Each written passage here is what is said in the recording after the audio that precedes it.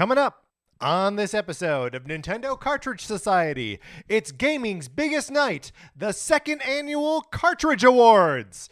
It's dangerous to go alone, so the Nintendo Cartridge Society goes with you.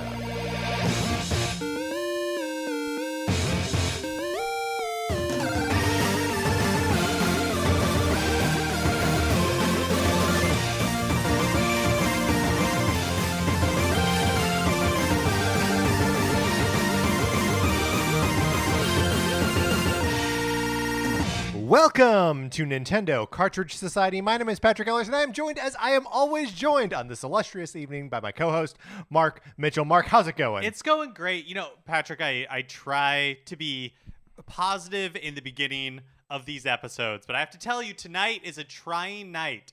Before we started recording, I was talking to CJ in Animal Crossing. Right. The otter that wants you maybe he's a beaver? a beaver that wants you to like catch fish for him. And so I'm like, yes, I am going to do this. I'm going to catch 3 small fries, so little fishes. Yeah. Normally my island, lousy with small fries. Sure.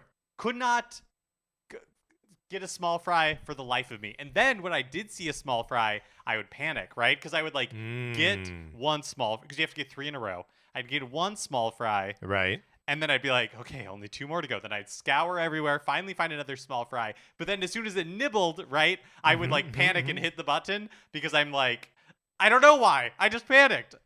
Mark, you need to calm down. Are you playing with volume on?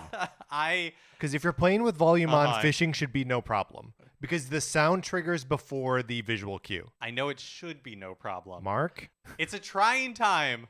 But I believe we can get through it together collectively as a Cartridge Society. I think you're on your own for this one. I have a question for you. Yeah. On Tuesday's episode, I said that the Cartridge Awards are the night when Nintendo's biggest stars come out to shine.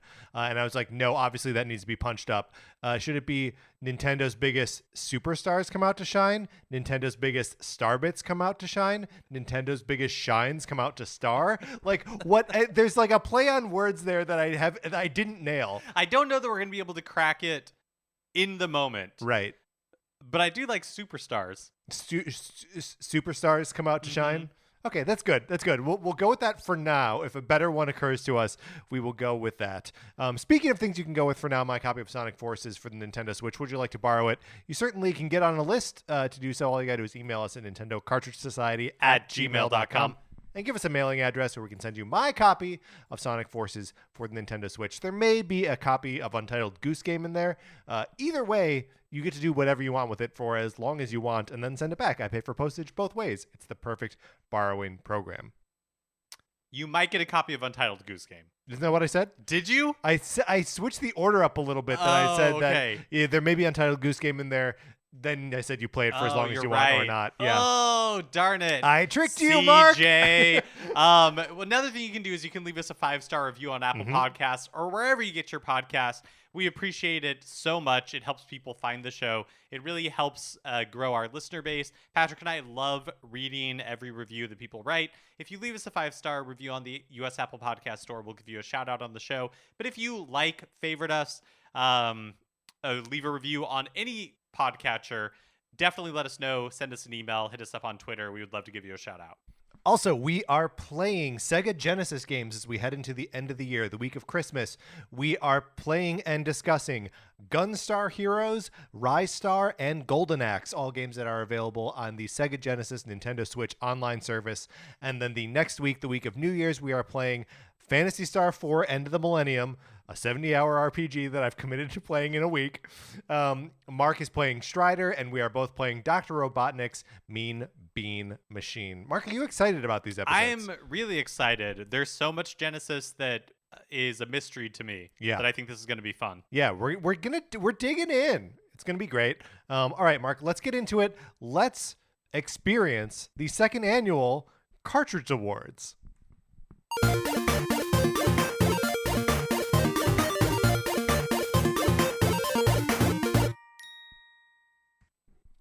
This is exciting. My favorite time of year, of course, award season. Are you excited for this year's awards, Mark? I am. I'm very excited. I think we have a good crop of nominees. and a good crop of categories. Yes, absolutely. So let's tarry no further. Let's get into the very first category for tonight. Of course, best Fire Emblem game based solely on Subtitle.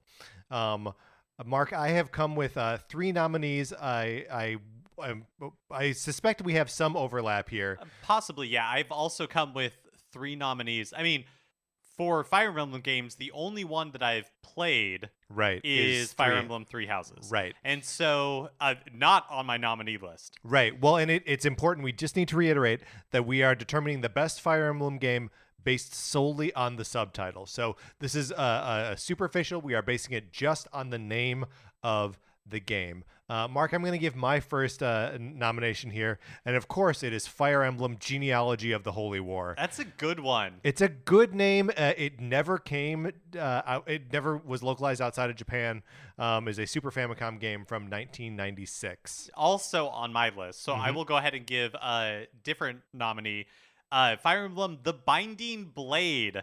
2002 Awesome. from Game Boy Advance, also never localized outside of Japan. And like sort of a sister to the Blazing Blade, which was the game that was localized here as just Fire Emblem. Yeah, and there's, for whatever reason, I think for me, Blazing Blade, I think of a blade on like fire as kind of a more of a trope. Yeah, it's rote, right? Than like a binding blade. What does that even mean? Tell me more. Tell me more about this binding blade. A great nominee. We didn't really discuss why Genealogy of the Holy War is an awesome name, but like it's self-evident, right? I feel like it really, what I want out of these Fire Emblem games, and part of the reason why Three Houses does not make it, Three Houses tells you like what the game is very good as a descriptor. Yes. But like these other names, especially like Genealogy of the Holy War, it's evocative. It's telling me a story. You know what I mean? Like if I'm playing a game called Genealogy of the Holy War, you're like, getting into it. I really feel like I'm gonna experience something.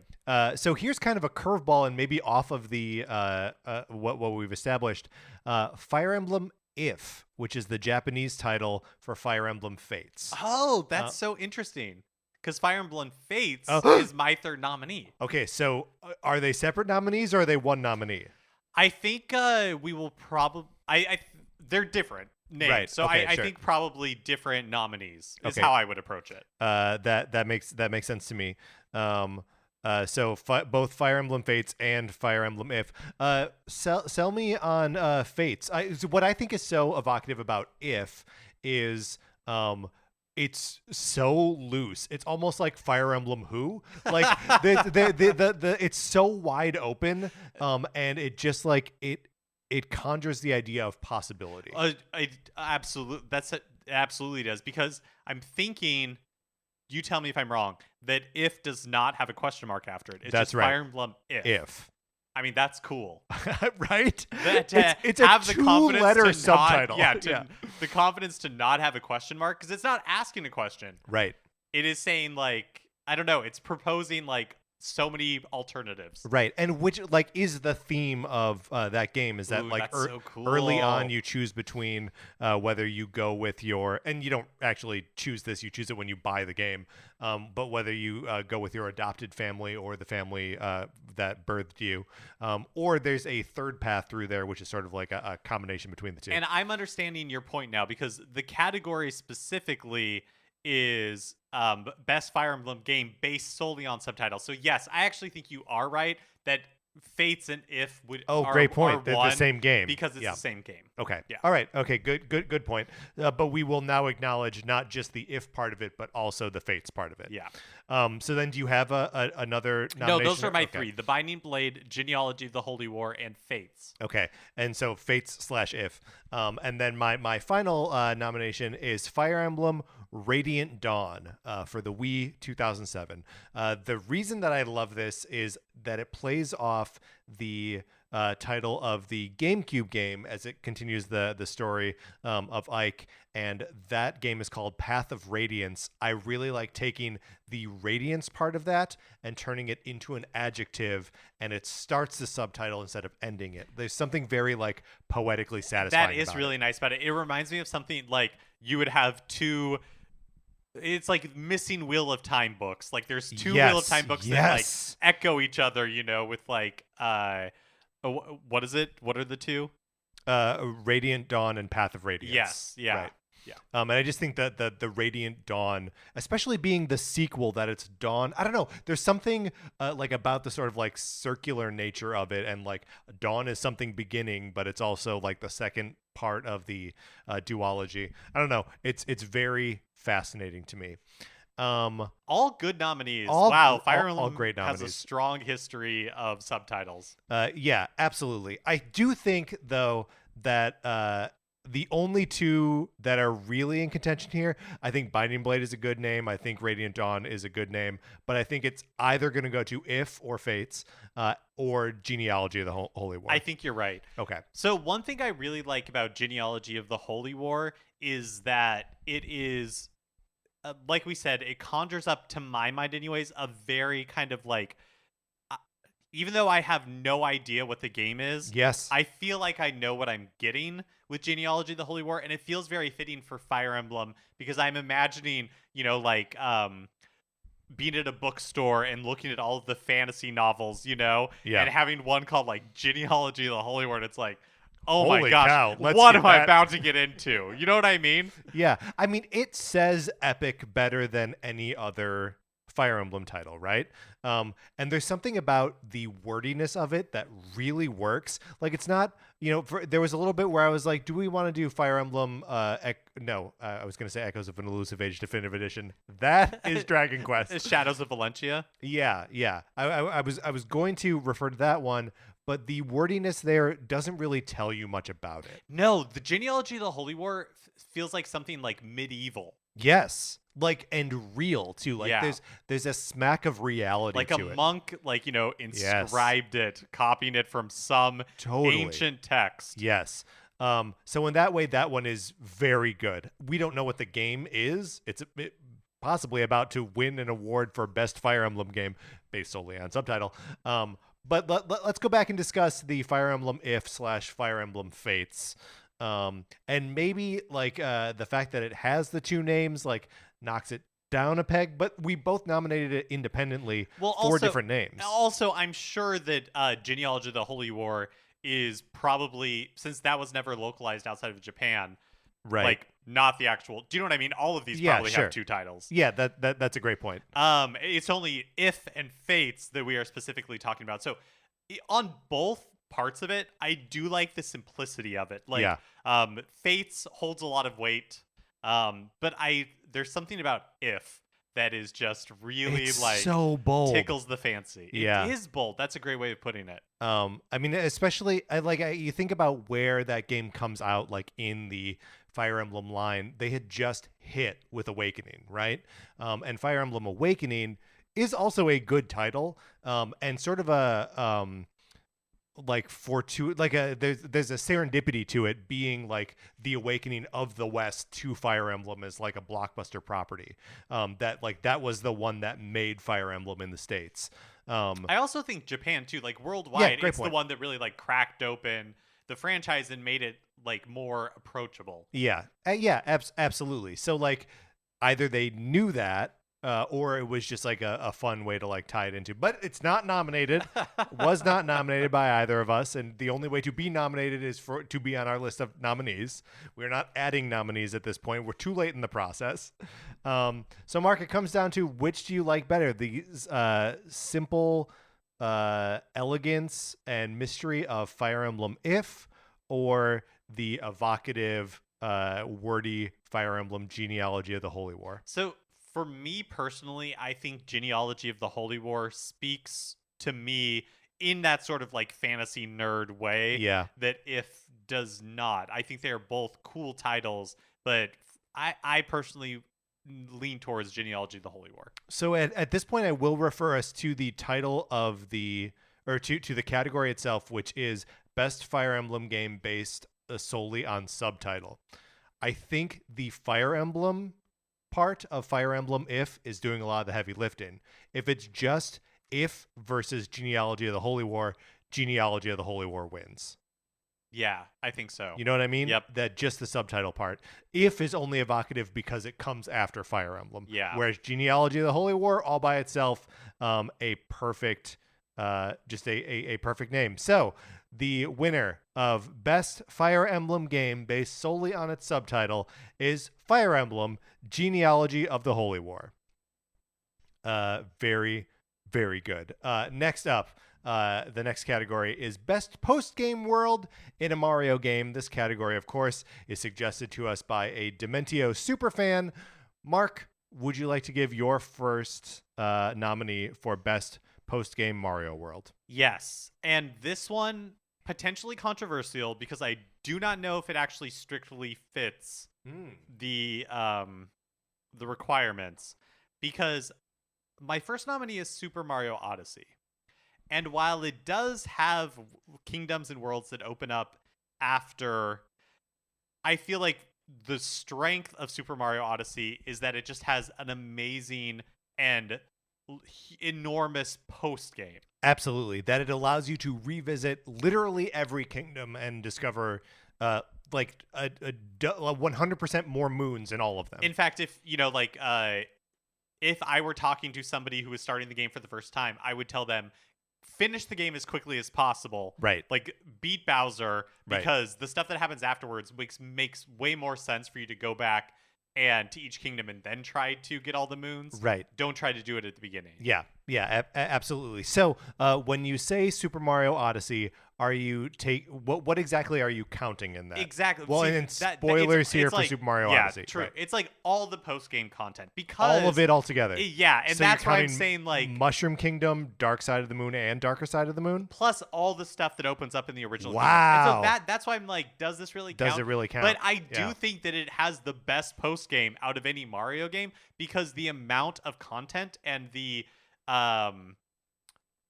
there are other Mario games that have a lot of content, like 8 new worlds open up afterwards. Sure. But I felt like the changes that happen after you beat the game make it worthy of nomination. Oh boy. Even though like Dark and Darker Side of the Moon are fine, but I don't think that they're like particularly great post game worlds. Yeah, I mean that is really interesting, especially because like the category is game world. I know, right? Or post game world, and not just like post game content. Yeah, exactly. Because Super Mario Odyssey 2, when you get the first 120 stars, then it unlocks 3 green stars in every previous level. It kind of pulls the same trick. Oh, Mario Galaxy 2? Yeah, sorry, yes. What did I say? Odyssey 2? Mm-hmm. A game that doesn't exist. But yeah, Galaxy 2 like gives you 3 more stars to find in every level. That's true. After you've beaten it. And I might as well say, because it's here, another nominee of mine is World S from Super Mario Galaxy 2. Okay, tell me about World S. So World S is like the planet or like thing that unlocks after you beat Bowser, and it has maybe 9 levels because it is like the shape of an S. Oh yeah, so sure. There's like planets within World S. What's fun about it is that it each level or world within it is like has like throwbacks to Mario's history. Yeah. Like the first one, or one of the first ones, is like an 8-bit Mario. Like the thing looks like 8-bit Mario. You know what I mean? And so it's kind of doing that, reflecting on Mario history that Odyssey really leaned into, but earlier. Right. That's very cool. And I like treating all of World S sort of like holistically as one piece. I will throw out a nominee of mine now, which is maybe zeroing in on it like in too much specificity, but I'm talking about from Super Mario World, the special world Tubular. Which is the one that you have to get like that pea balloon and float all the way through. It is one of the more bizarre challenges in Super Mario World. It tests you on reflexes and game mechanics that you never have to engage with elsewhere. It's almost its own little slice of unique game at the end of Super Mario World. I'm not counting all of the special levels together, just because Tubular is so unique that I wanted to shout it out specifically. That makes a lot of sense. I definitely think we approach this from I think a little very bit different ways because Yeah. my other nominee is Special World from Super Mario World. Very good. So let's. I'm just going to note Special World as well. Do you want to expand on why Special World outside of just Tubular is worthy of recognition here? So I think there's kind of like two pieces to it. One is that there had never been post game content like this in a Mario game before, and it is post game like almost on a technicality because the way that you get to it is you have to beat all of the levels in Star Road. And you can access Star Road. I think it's called Star Road, right? Yeah. Like you can really access early. it really early, Yeah. but you have to find the secret exits in all of the worlds in order to Star Road. In Star Road, Yeah. in order to unlock it, in order to unlock the special world. And then the special world, it what is kind of like what is that, like Kaizo Mario? Yeah. Before that became a thing, Right. where it's just like Kaizo Mario being the the modded Mario levels that would like trick you, that hidden blocks would be placed in places just to mess you up, where you would have to perform like jumps off of the backs of successive enemies flying through the air that are extremely difficult. And Lost Levels or the Japanese Super Mario Brothers 2 Yeah. like kind of did that, but we never got that in the States at the point that Super Mario World was released. Mhm. And so, yeah, it was kind of like that first time where it felt like the Mario development team was messing with you. And as a kid, that was really funny. Right. Yes. Then you're like, wait a minute, these are genuinely very hard. All right. Well, that'll be an interesting kind of showdown there between Tubular and Special World in general. My other two nominees are Super Mario Galaxy 2, The Perfect Run, which is the final star that you can collect. It's the only way to collect it is as your 242nd star. It is an absolutely blistering Mario Galaxy obstacle course that you can only take, where you can't even take the one hit. It's one of those where like your health is reduced to 1 as you're going through it. When did that become something that we just expect from 3D Mario games? Was Galaxy 2 the first one? No, I think Galaxy 1 had that. Yeah. I mean, I think at the end of the World S is a really tough, long obstacle course. But the Perfect Run in Galaxy 2 is so good and smart in that it starts off with like a Yoshi section, so you have to do, and it's like sort of a fake side-scrolly Yoshi thing. There's a really compelling cloud section, like where you're using the clouds to make platforms. And then just beyond that, it is so good at featuring all of the like fun gameplay mechanics that you've had to master previously in the game, and it's just like ratcheted up to 11. Like I think it is actually a sort of masterclass in concisely laying out the challenges that the game has been showing you the whole time. And then my final nominee is Super Mario 3D World, the World Crown, which consists of 3 levels. You go into it and there are just 3 levels sitting there. One is a mystery house, which is those challenges that you usually have to do like 5 or 10 of in a row, where it's just like bite-sized little chunks.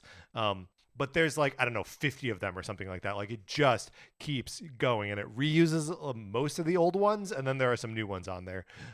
There's a Captain Toad level, which is the hardest Captain Toad level in the game, and the Champion's Road, which is like the Perfect Run, but for Super Mario 3D World.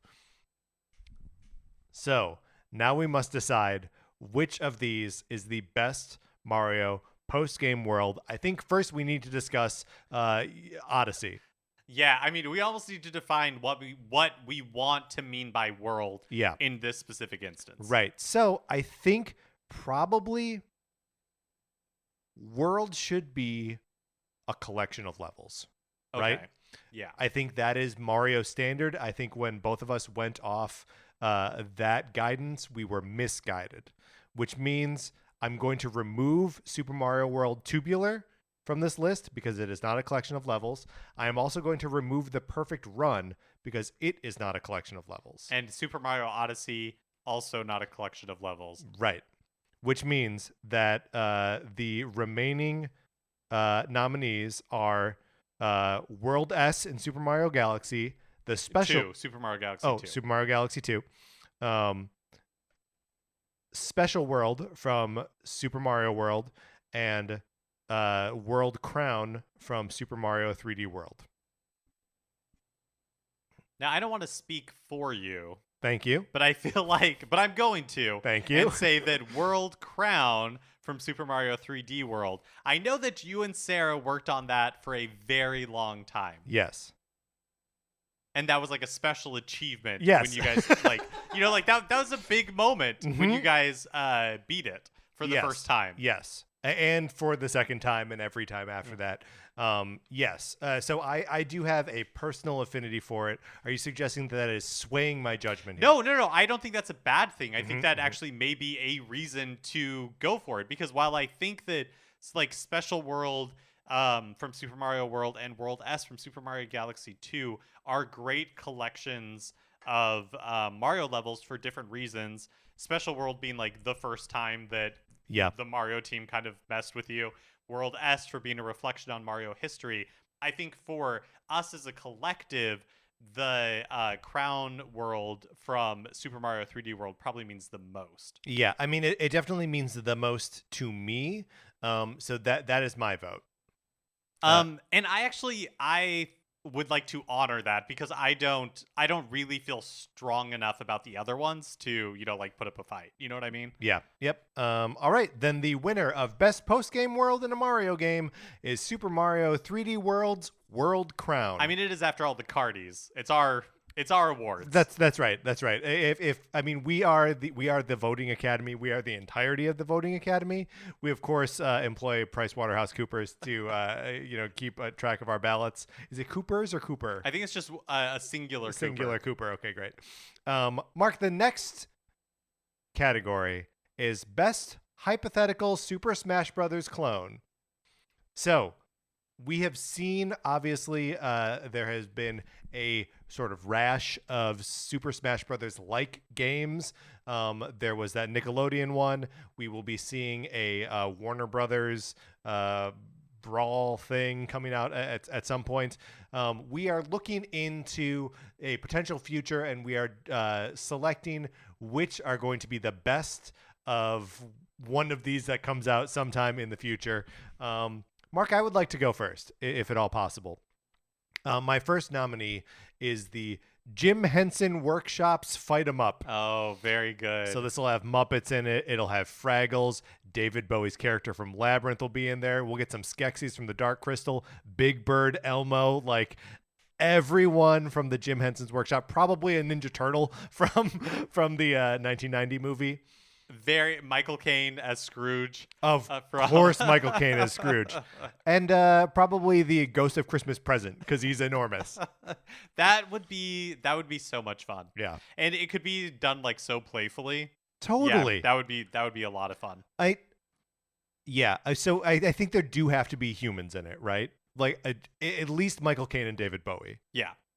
And maybe like Gordon from Sesame Street. Bert and Ernie are a team character.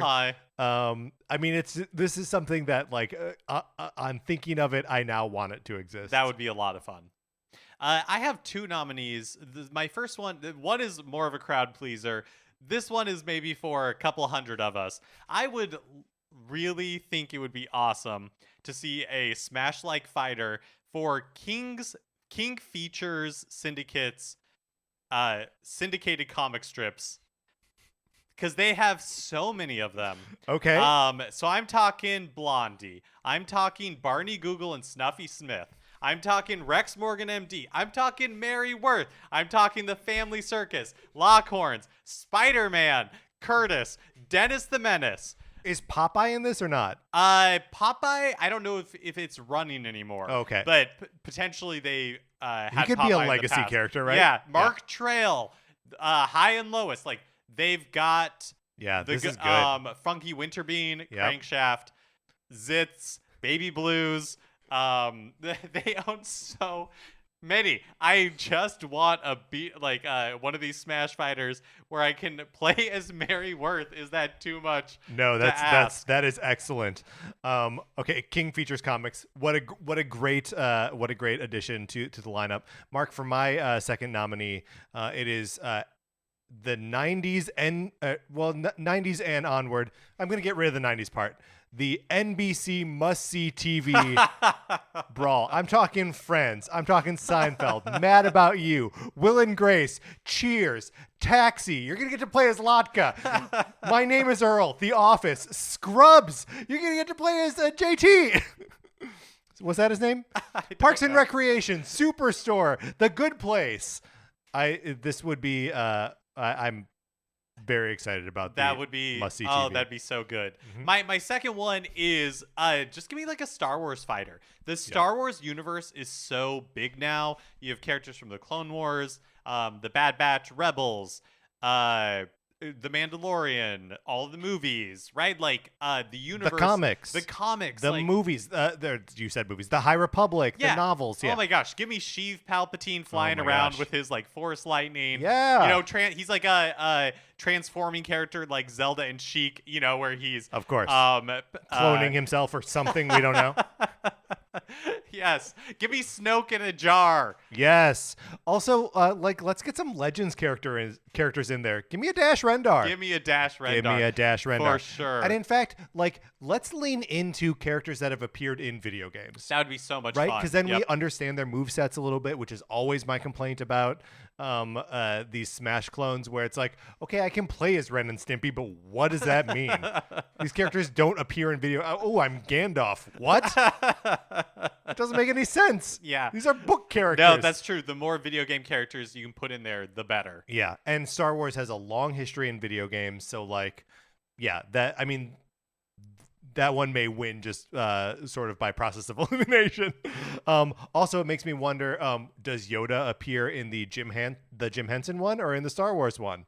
Oh, or both? Yeah, or both. Yeah. Or maybe if we're taking the Smash Brothers template all the way, maybe there's just like there's Toon Link and Adult Link. Yes. Maybe there's Clone Wars Yoda, and then there's exactly. Yeah. Okay, and then there's Puppet Yoda. That's very good. My final nominee is just a CW based brawler. So you would have characters from Roswell, New Mexico, from the Arrowverse shows, from Nancy Drew from Riverdale, from Kung Fu, from Charmed, and if you wanted to do classic CW shows, from the last couple of seasons of Gilmore Girls. Yeah, last couple seasons of Gilmore Girls, Buffy the Vampire Slayer, the original Roswell, Smallville, The Vampire Diaries, Crazy Ex-Girlfriend. Let's do it.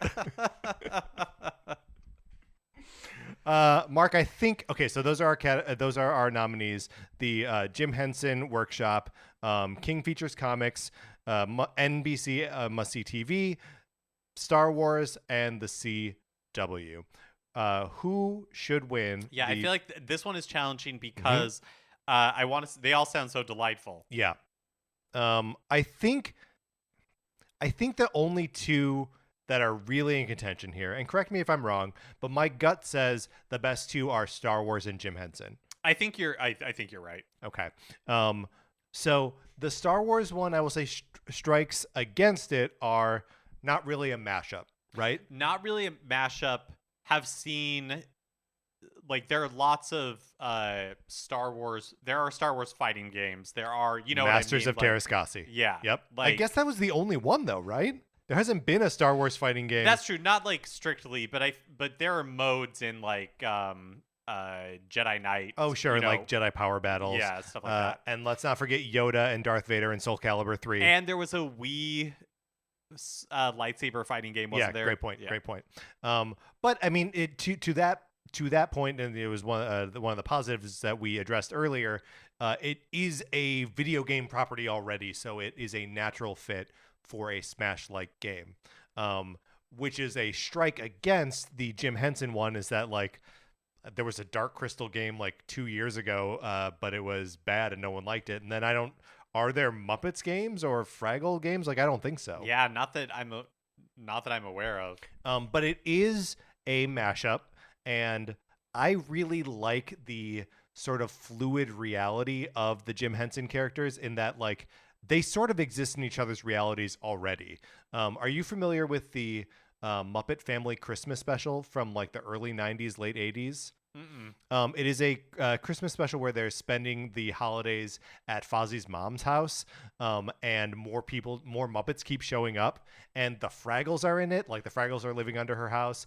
The Sesame Street Muppets show up at one point. Like they're just already in universe together. And I feel like this one has the zany energy. Yeah. The potential for the zany energy that Smash Brothers does. Like Gonzo, could pull out. Oh, he's wearing a helmet and a cape, and he can get fired out of a cannon. Yeah, exactly. So I just feel like I like this one a lot. I think it's a very good one. But the thing is, there's also like the violence angle of it too, where it's like the Muppets and like the Jim Henson characters like aren't violent characters. The Star Wars characters are. It makes sense to see Darth Vader beat up on. It does, but I mean, it's not like Villager is a particularly. That's a great point. That's a great point. Or the Wii Fitness trainer, right? And so that's part of like the fun of it is because it isn't like a Star Wars one. It would almost tip to like quote unquote realistic. This is a great point. Whereas the Smash Brothers, they are in universe. They're canonically toys that are being played with, right? And so it makes sense for Muppet characters to be doing this. Whereas the Star Wars one feels like it might be more of a injustice type thing. Right. You may be tempted to take it seriously. Was that the name of the DC fighter thing? Yeah. Okay, Injustice, Gods Among Us. But exactly. Like, it would be easy to take it seriously. Worst game based on Subtitle. But yeah, like you're absolutely right. Like you almost have to take it seriously, even though it'd be like characters from different time periods. Like it's still too. It's too close to what Star Wars is. Yeah, great point. Still a great game, and I would love to play it. But the winner of the best hypothetical Super Smash Bros. Clone is the Jim Henson Workshop. All right, our next category, Mark, is Best Ganon or Ganondorf in a Villainous Role. This category was suggested by Xander. Mark, would you like to go first? So I have 3 nominees for this. Two that one that for me is the strongest of my 3, and that is Ganon from Wind Waker. Yeah.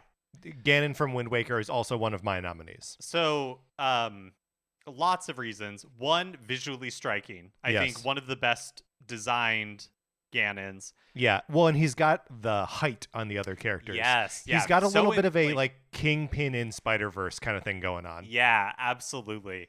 I also like that his motivations in this one are clear and make like the most sense. It's like environmental injustice, basically. Yes. He wants to conquer Hyrule because he's had a terrible life and his people were subjected to living in the harsh desert that's a complete wasteland where there's an unstable climate and sandstorms. And so it's like he has I feel like the clearest motivation that is not just like, well, he was like born evil and he's just always been evil. You know what I mean? Yeah. Well, and there's also something super compelling about the fact that he knows what this world is, right? Like Tetra / Zelda and Link really don't know. They're just like getting by on this great sea. And he's like, no, here's what was taken from us is this beautiful land. And like when you visit the Hyrule castle like under the sea, like he knows about all that stuff. It's not a surprise to him that there was a rich verdant world that was drowned by the gods. So yeah, he's a very compelling villain. Also, his death is the best. Iconic. Like, yeah, it's amazing. We can we spoil it, might right? as well. Yeah. Link stabs him like right through the head, and he turns into a stone. It's awesome. It's awesome. So then Wind Waker was my first nominee. My second nominee is the Ocarina of Time Ganon, who is kind of classic at this point. He's sort of like the Ganon, right? Or at least the Ganondorf, where he starts off being like he's trying to like ingratiate himself to the King of Hyrule and like get stuff done politically, and then like is positioned to take the Triforce and like gain power, and does, and brings darkness upon the land while Link is slumbering. Also, he's got that so cool like organ song that he plays when you go to fight him, which is in like an insane time signature and is just like bonkers. Like it is batshit. It's so good. There's also something I've really liked about the battle where he's coming in and out of paintings. Yes, I just think that's really neat. It's the Phantom Ganon, but yeah, it's all part of the same. Also, when you're saying he's like the Ganon or Ganondorf, like it's the one in Super Smash Brothers, right? Yeah. And I mean, it's hard to tell visually the difference between that one and the Twilight Princess one, right? Like they are very close. They're pretty similar. My next, so I also had Ocarina of Time. Oh, okay, very good. My third nominee is Zelda 2: The Adventures of Link. Where Mark, we have the exact same nomination. No way. Okay, list. Yes. Not actually the thing that I think about is cool about Ganon and the Adventure of Link is it's the threat of Ganon through the entire game. He does not appear in the game at all. The only time you see him is in the fail state, and then he's in shadow and he's laughing. And there's something very sinister about like Ganon's minions, even though he is dead, they are tracking Link down because Link's blood is what will bring Ganon back to life. And so when you fail, Ganon is brought back to life. Yes. And there is something very like cool and like fun about that. Yeah, no, I mean absolutely. It's why I nominated him as well. I think it almost makes him like Christ-like, right? Where it's like he will return and like reign like the Dark fire. Lord. He truly is. Yeah, it's very he's the Antichrist. I don't think they would do that. I don't think they would like be as explicit about it as they were then. But yeah, it's very. Even though it's a small part, it's striking. Right. Well, and there are no small parts, just small actors. All right, Mark. Well, so we have not narrowed anything down as our list of nominees have overlapped entirely. Again, just to review, they are the Ganondorf from Wind Waker, the Ganondorf from the Ocarina of Time, and the Ganon from the Adventure of Link, just laughing at you when you die. So for me, it's probably between Wind Waker and Ocarina of Time. Right, that the Adventure of Link is sort of the honorable mention. Yeah, like worth noting because I think it's really cool, but not strong enough to beat out either of the other two. Right. Well, so I'm tempted to go Wind Waker here. Me as well.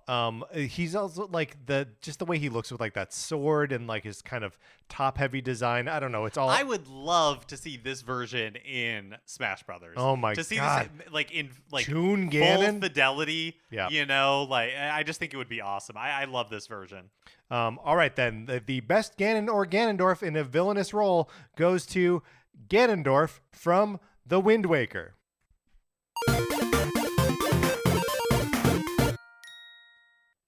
From Nintendo Cartridge Society, Patrick Ellers and Mark Mitchell. William Shakespeare said, "If music be the food of love, play on." If that's true, tonight we're in for a real feast. That's so right, Patrick. Our musical guest this evening is a composer, a songwriter, a singer, and yes, a poet. You've heard his music on Cherry speakers, on Lily record players, and outside resident services. Please welcome DJ KK.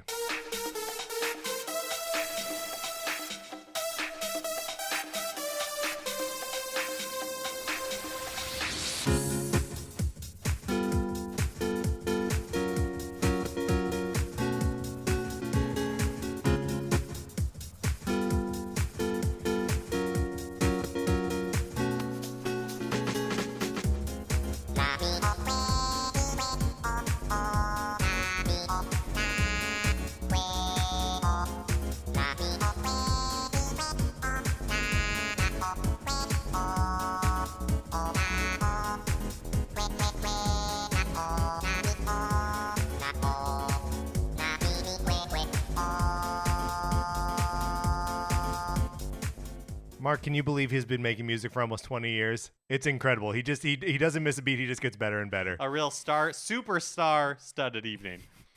All right. Our next category is Best Bird. Mark, would you like? Or I'll give my first nominee for Best Bird. My first nominee is Peter the Parrot from Star Tropics. This is the bird who gives you the musical combination to the organ lock left behind by the captain who is stranded in Chapter 5 of Star Tropics. It is Do Mi So Fa Do Mi, and he's a very helpful parrot. You have to give him a worm before he gives that to you. That's such a good poll. I have so many potential nominees for this. At first, when I saw Best Bird, I was struggling to think of them, but then once the tap was opened, you're like, there are so many good bird characters. There are a ton of good birds. Nintendo characters. So in Nintendo games. So my first nominee is Cass from The Legend of Zelda Breath of the Wild. This is the accordion playing so good. Bard bird that shows up at various times throughout the game. Iconic music, just absolutely lovely melody that he's playing, and then plays a big part in the Champions Ballad DLC as well. Yeah. Really like the Ritos in Breath of the Wild, and really, really like Cass. Thought he was a great character. Yeah, I mean, it's almost tough to choose between Ritos, right? But I think you're right that Cass is the standout. Rivali is awesome, and the modern day hero, whose name I can't remember, is also very cool. Cass has a presence throughout that game, and it is one of those sensory experiences of Breath of the Wild where you hear him before you see him, and it's one of the ways that the game casts its spell of space and continuity. Yeah, especially because you hear it, and it could be from a distance, and you have to locate it based on the sound. It's really fun. Yeah, it's so good. Really like Cass. My second nominee and our third nominee tonight is the Mama Penguin from Super Mario 64. Another really good one. Not on my list, but great. Tough sometimes to think of penguins as birds. This is a penguin who wants you to bring her baby back to her, which amazing that there are multiple missing baby penguins and you can bring her the wrong one. And she's not happy about it. She's like, that's not my baby. Take that somewhere else. And I was tempted to throw a baby penguin in the mix here, but we all know that we like to murder baby penguins by throwing them off the side of the level. The Mama Penguin is my nominee. Another nominee I have is King DDD. That is so interesting. I do not think of him as a bird, but of course he is. Yeah, no, that was another one where I was like, best bird. But yeah, King DDD, the main villain, I guess I would say, of the Kirby series. Yeah. Sometime ally. But yeah, a bird with a hammer. Don't want to cross him. Yeah, definitely not. My final nominee is Dodo from Super Mario RPG. He is part of the palace intrigue in the Nimbus Kingdom, which is Mallow's homeworld.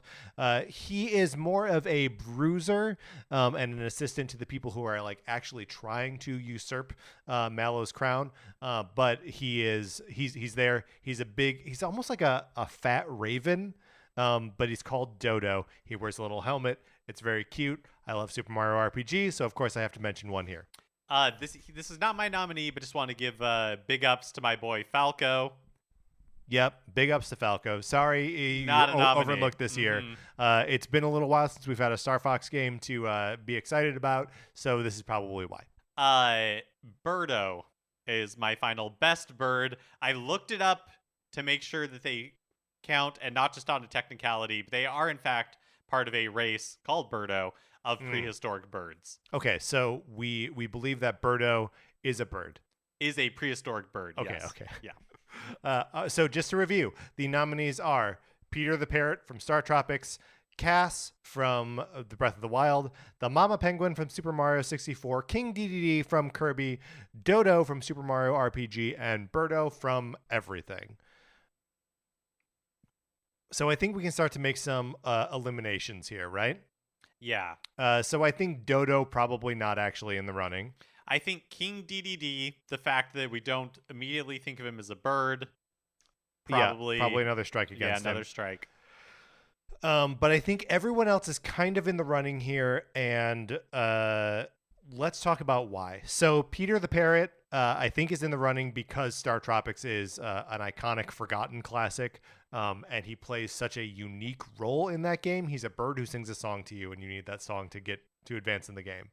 The Mama Penguin from Mario 64, everyone knows this bird. This is a bird that everyone knows. Cass, we kind of already expounded the virtues of Cass. And Birdo. Everywhere. Birdo is everywhere. Now, Birdo was not everywhere for a long time. That's right. This like mystery character in Super Mario Brothers 2. Yep. Didn't really see much of Birdo, and then needed a partner, doubles partner for Yoshi. For Yoshi in tennis. Right. And it's like, well, they're both kind of dinosaurs.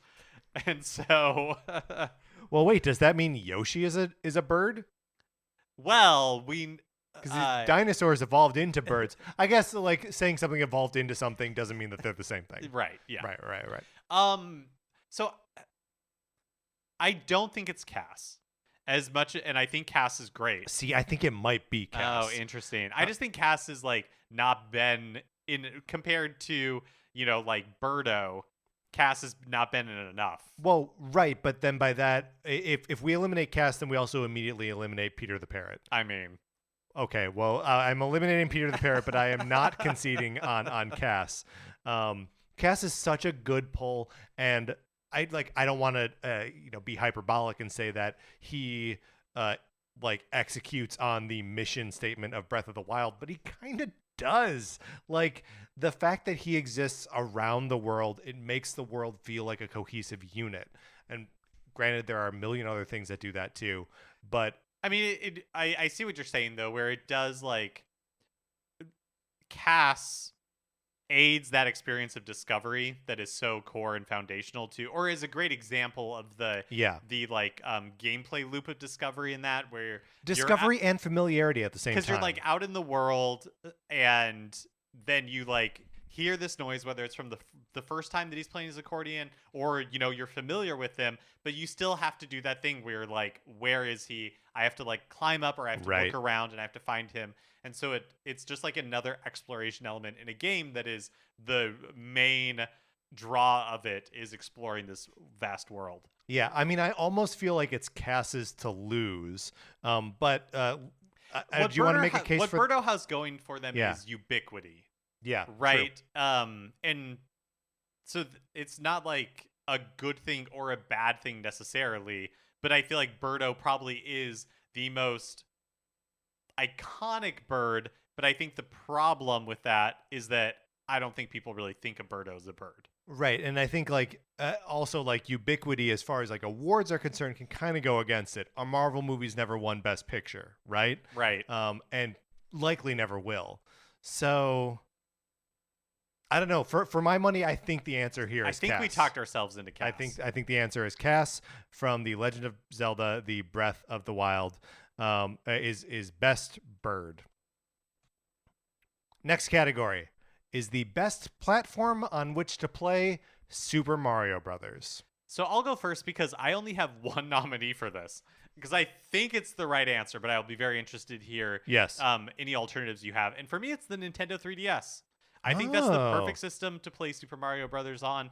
As far as portability goes, the 3DS still cannot be beat. Right. For my money, and I like playing that game in handheld. I like having it close.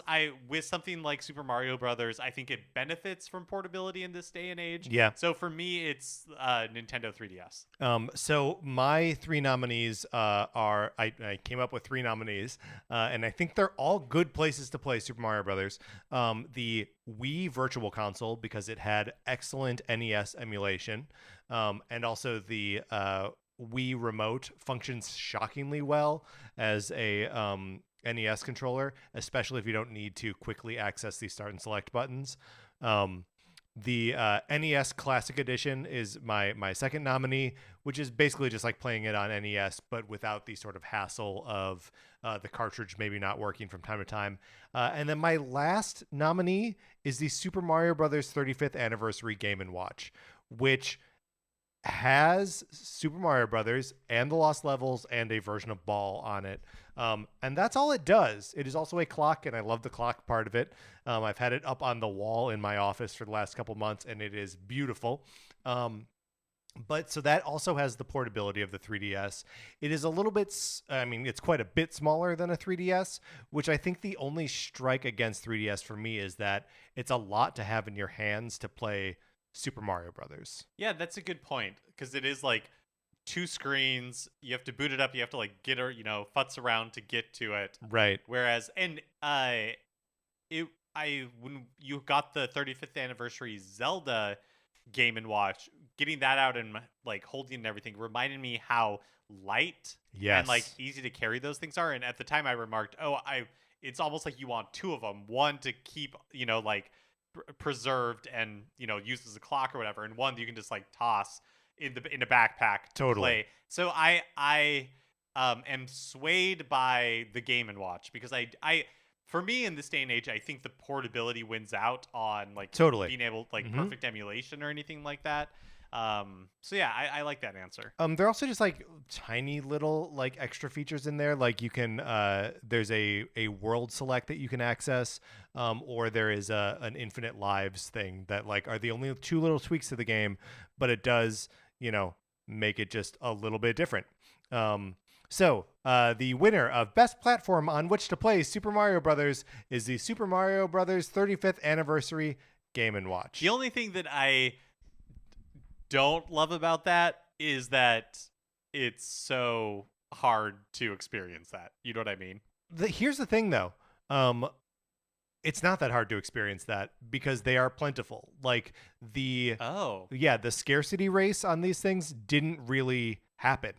You can buy a Mario 35th Anniversary Game & Watch right now for $50. Oh, that's great. Or even less. So it's same with the Zelda ones too. At least last time I checked. Because there's a little bit of me that's like, oh, let's see how my investment here did. Not that it matters because I opened it immediately and started playing it, and my big dumb hands like ripped the manual while I was trying to open it. Anyway, doesn't matter. So yeah, not actually that that hard to experience if you spend the money on it. Next, we, of course, have the Slippy B. DeFrog Award for outstanding contributions to the world of obnoxious characters. Previous winners include the dog from Duck Hunt and Funky Kong from Donkey Kong Country, and last year's winner, Navi, from the Ocarina of Time.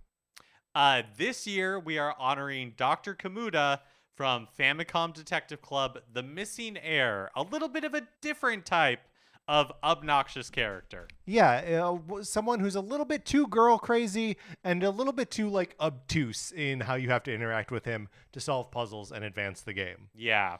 Ultimately kind of helpful, but who among these characters isn't ultimately kind of helpful? Yeah, and it's like I have positive feelings for Dr. Kamuda. Like I think some of the interactions are funny, but yes, the act of playing the game, there are multiple interactions that are just absolutely infuriating. A few puzzles where you're like, how on earth was anybody supposed to be able to like understand that that's what you were supposed to do unless you're just clicking everything in the room? Yeah, I mean it is, and even that, usually just clicking on everything in the room, not even sufficient. Because sometimes you have to do it multiple times or in a very specific order.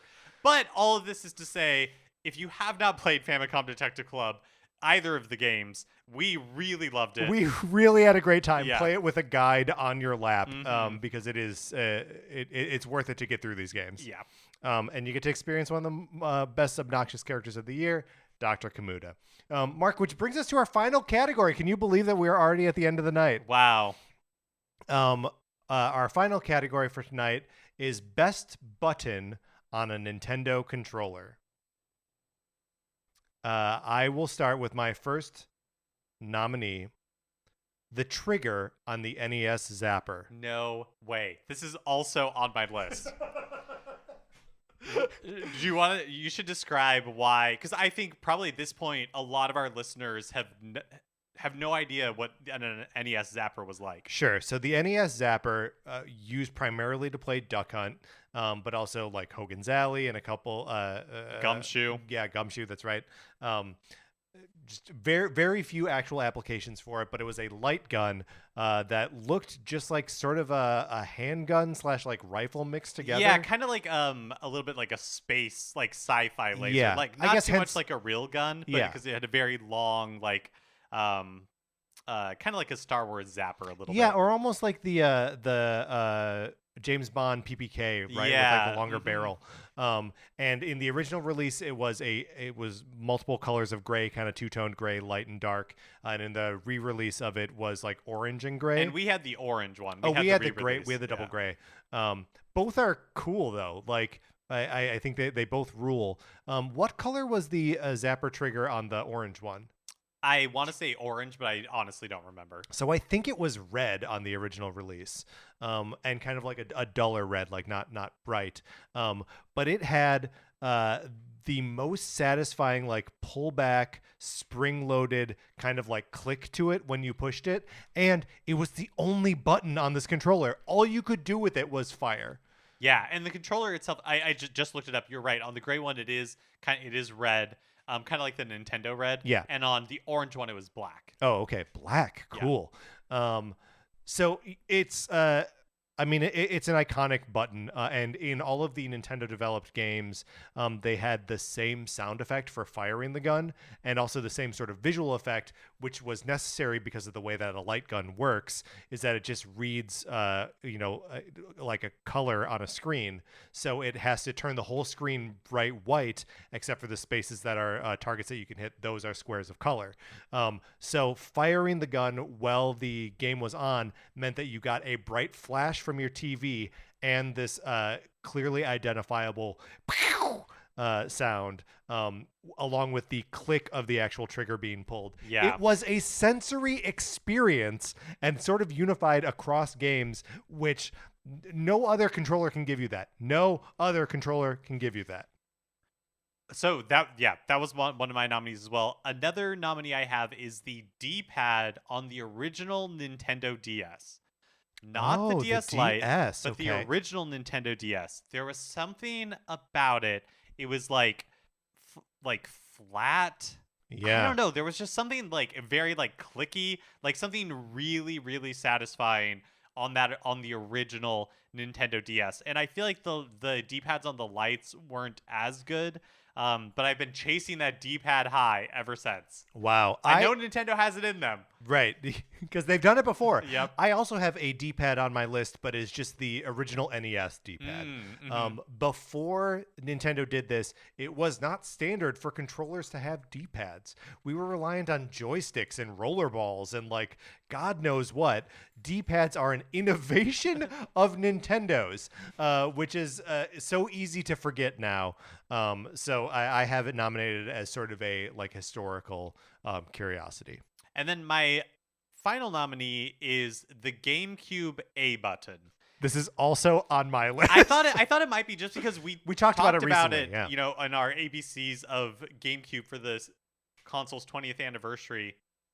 But it is a combination of both design, where it is a large, like quarter-sized button that red, very clear that this is the it's action green, button. right? Oh, green. Red is the B button. Oh, you're right. You're right. Very clear that this is like the action button, but also just feels good to press. Like the clickiness of the GameCube buttons are really good. And so the combination of like the visual, how prominent it is, plus the satisfaction of actually using it, I think makes it a contender. I mean, it's hard to compete with main button, right? Like it is the biggest button. It is the brightest button on that controller, and it's a colorful controller, right? And it's just, it's just so rock solid. I was going back and forth between it and the A button on the Wii Remote, which is also a really good button. Yeah. And it's like kind of clear. The only button that like has a different color or texture to it on that controller. But I think that the GameCube one just sort of wins out by taking a classic controller design and making it a little bit more like accessible, approachable. I don't know what exactly. But okay, so those are our 4 nominees. So just to review, they are the trigger on the NES Zapper, the D-pad on the DS, not the DS Lite, the D-pad on the NES, and the A button on the GameCube controller. This is a tough one. This is a tough one because we kind of had consensus on all three. Do you know what I mean? Right, that we are like a D-pad of some kind. Which almost makes me think we should throw them out. Because like, how do we decide which of those D-pads? Yeah, that's true. Is the better button? But then it comes down to the trigger on the NES Zapper, which is the only button on the controller, or the A button on the GameCube controller. The trigger on the NES Zapper is such a unique sensation. Yes, and one that is lost to time, basically. Yeah. But I think I lean towards the GameCube A button. Yeah, I may as well. Because here's the thing.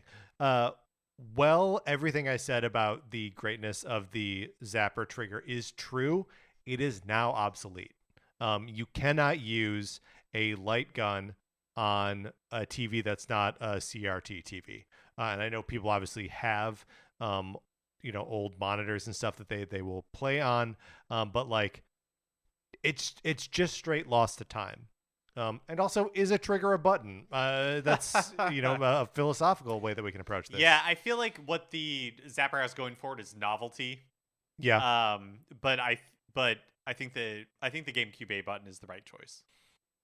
Then the winner of the best button on a Nintendo controller goes to the A button on the GameCube controller. All right, Mark, let's close out this wonderful evening of awards and celebration of Nintendo.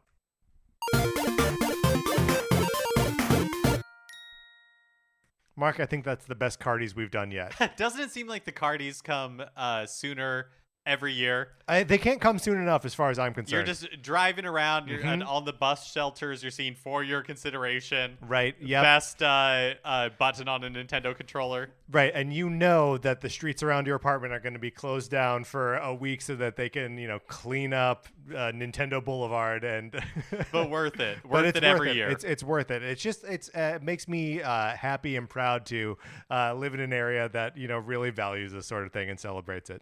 That's going to do it for this episode of Nintendo Cartridge Society. Remember, please rate, review, and follow us on Apple Podcasts. If you like the episode, you can share it on Facebook or Twitter or wherever you share stuff. It helps us out when you do. You can follow us on Twitter. I'm at Patrick_Ellers. Mark is at MKE Mitchell, and the show is at NinCart Society. There's also a Facebook page, which is just Nintendo Cartridge Society. Olivia Duncan made our logo. Our theme music is provided by 8-Bit Betty. You can get more of his music by going to 8bitbetty.com or by listening right now. For my co-host, Mark Mitchell, this is Patrick Eller saying thank you for listening.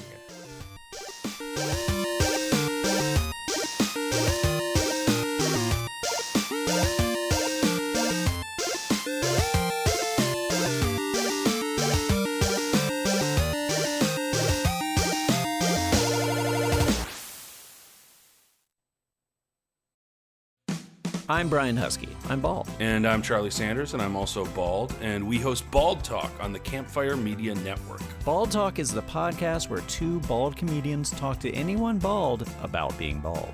But this show isn't just for baldies, Brian. Heroes will love it too. Bald Talk gets into vulnerability, vanity, insecurity, and self-acceptance, reminding us that we all have our respective bald spots. Not that bald spots are a bad thing. No way. I mean, my entire head is one big bald spot.